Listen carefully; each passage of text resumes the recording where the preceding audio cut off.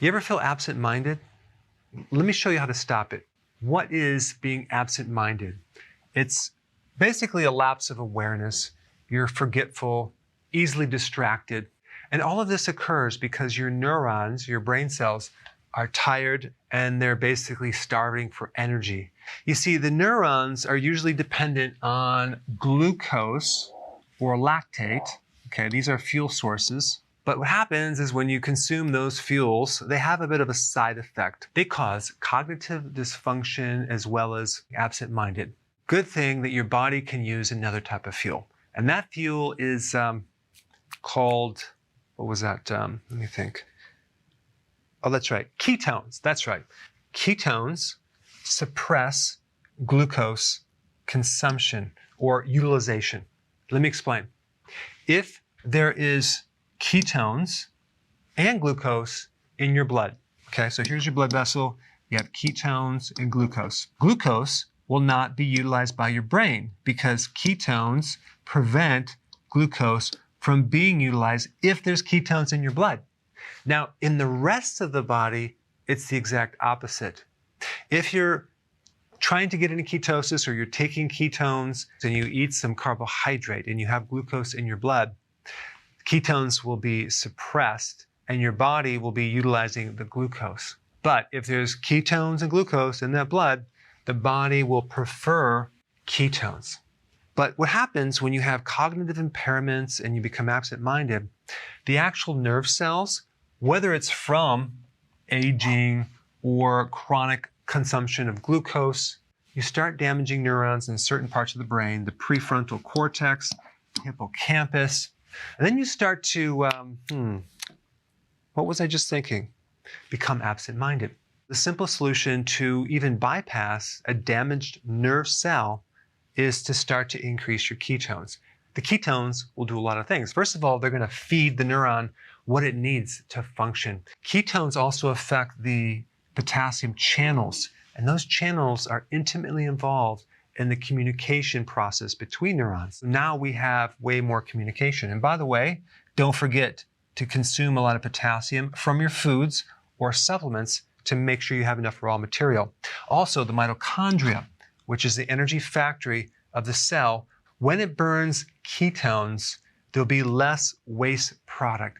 When the body burns glucose, there's a lot of garbage as residue, but not with ketones. It's more efficient. You'll be able to extract more energy from the calories that you're consuming. How do you generate ketones? Well, it's very simple.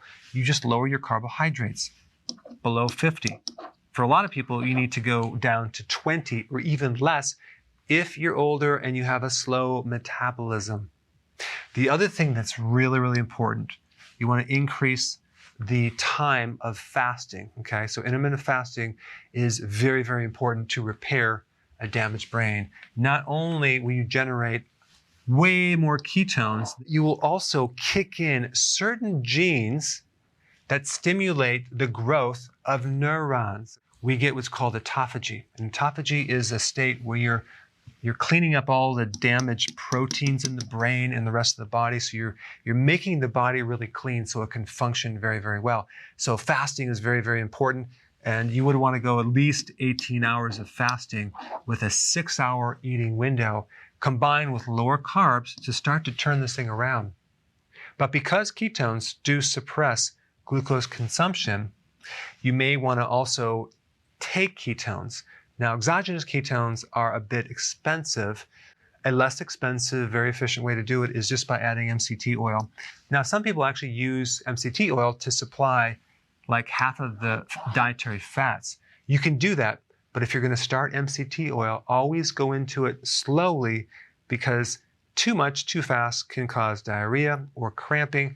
So you start with 1 teaspoon and then 1 tablespoon and then more and more and more gradually over the weeks. But if you're absent-minded or you have cognitive issues, you definitely need to do both of these together. And if you want to speed things up, you can actually add that and even spread it through the day so you're constantly having ketones in your blood. And so your brain will just pull it right in despite how much glucose you have in your blood. Now, there's definitely some other things that you need to do to get rid of this symptom. And that's what it is. It's a symptom. It's not a disease. It's a symptom of a damaged nerve cell. Number one is sleep, okay?